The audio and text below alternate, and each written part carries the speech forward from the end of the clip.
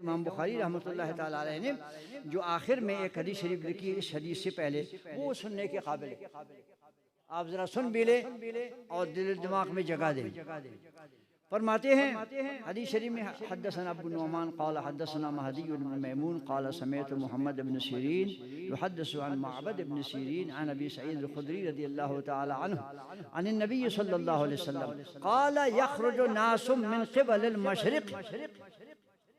एक दिन हुजूर ने फरमाया मशरिक की तरफ से कुछ लोग निकलेंगे मदीना मगरिब में। आक़ाए दो आलम सल्लल्लाहु अलैहि वसल्लम ने फरमाया कि यख़रुजु नासुन मिन क़िबल अल-मशरिक़, कुछ लोग आएंगे मशरिक की तरफ से, एक गिरोह जाहिर होगा। सुनिए आप जरा, मेरे अल्फाज नहीं, बुखारी शरीफ के, और ये वो किताब है इसको हर मकतबा अमर में ख़त्म बुखारी को एजाज़ समझते हैं, पढ़ते हैं, पढ़ाते हैं।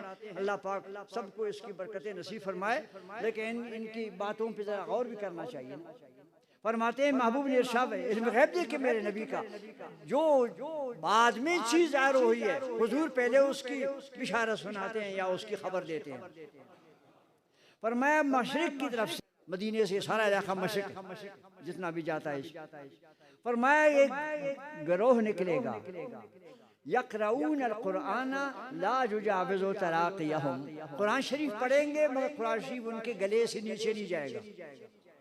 यक़रऊन अल-क़ुरआन ला युजाविज़ु तराक़ियहुम, कुरान पढ़ेंगे मगर कुरान गले से नीचे नहीं जाएगा। बुर्ज़ दफ़े था बस। आगे क्या फरमाया? फरमाया यमरुक़ून मिन अद-दीन, दीन से बिल्कुल साफ, दीन से बिल्कुल खाली, बिल्कुल दीन से साफ खाली निकल जाएंगे, दीन का कोई उनके पास असर नहीं रहेगा। यख़रुजून मिन यमरुक़ून मिन अद-दीन कमा यमरुक़ु सहमु मिन ar-रमिया, जिस तरह से तीर निकलता है फिर शिकार को लगता है, शिकार से पार हो जाता है, फिर आप तीर को देखें शिकार के अंदर से निकला है, न उसमें खून है, न कोई गोश्त है, न कोई चीज़ है, तीर साफ निकलता है। ये इस तरह से दीन से साफ निकलेंगे।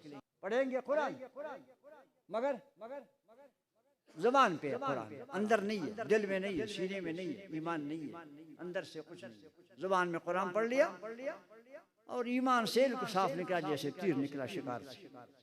सुम्मा ला यऊदून फीहि, अगर कोई कोशिश करे कि उसको फिर मैं तरबियत दूंगा, समझाऊंगा, वापस दीन में लाऊंगा और उसको मैं सच्चा मुसलमान बनाऊंगा, हुजूर ने फरमाया नामुमकिन है।